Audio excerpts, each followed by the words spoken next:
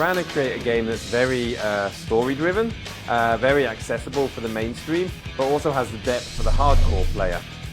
So in the game, as you're playing, the story is all about this organization called the Ministry, who have decided for the better of mankind to remove fun and excitement from society. In actual fact, when we met Shaun at the start of the project, it was clear to us that he really wanted a big story-driven game. He was a story gamer. And we asked him, well, you know, what sort of stories do you like and what's your sense of humor and so on.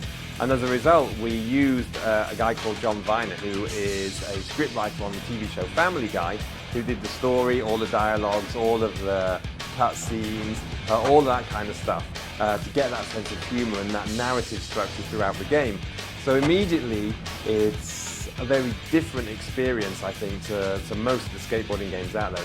We have this concept of influence and changing the environment and shaping the world and creating your own skate park as you play the game. We're trying to make it accessible for somebody who is very intimidated by a lot of the complexity of not just skating games actually, but modern games. So if you're a real basic player, you can actually play the game using the left stick and the X button. And I know that sounds really simple, but what happens is the game picks a trick for you at random. I press X and it will do a pop shove it or a kick flip or a heel flip or whatever, based on my current performance. So at the start of the game, I'm going to be doing ollies, pop shove it's and so on. Later, I'll be doing impossibles, laser flips and so on. On top of that, we have a second layer where you can actually use the right analog stick, where using the right stick, you will choose specifically the trick you want to do. So one input will give you a kick flip, one input will give you a heel flip, another one will give you a hard flip, etc. Then on top of that, we have an extra layer, which is a secondary layer of complexity of tricks using a second button. And then obviously you can do nollie tricks, more advanced tricks, manuals, crooks, nose grinds, and so on. So what we find with the game is we're trying to tailor it to the level of ability of the player.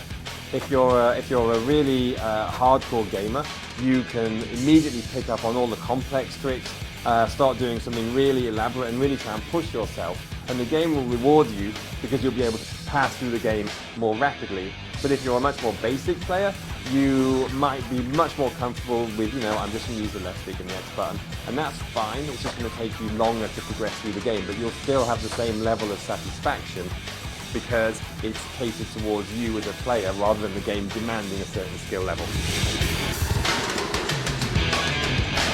There's two main innovations. The transformation of the environment, which is a feedback for the player to show that you're doing well.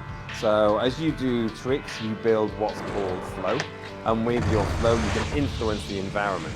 For example, trees will bloom, shops will grow, but more importantly you'll see kickers pop up. You'll see bowls appear, so you can go and do vert tricks in a bowl, or lumps will appear so you can get more speed and so on.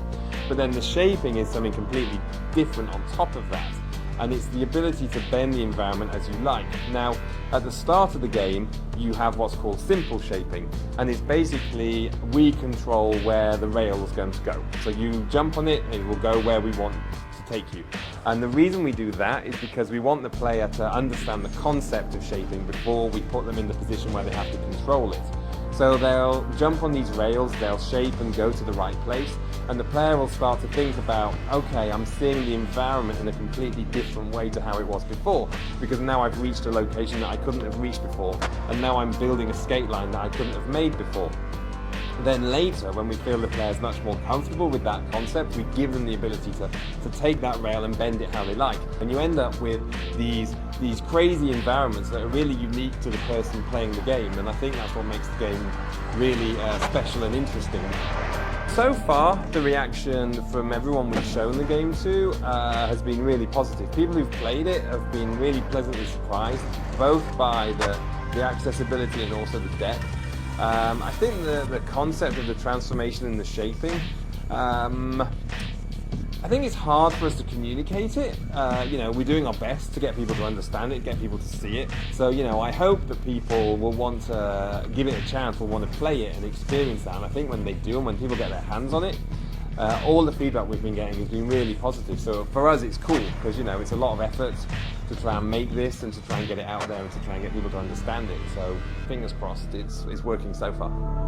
Shaun Skateboarding is out this fall 2010 on PS3, Xbox 360, PC and Wii.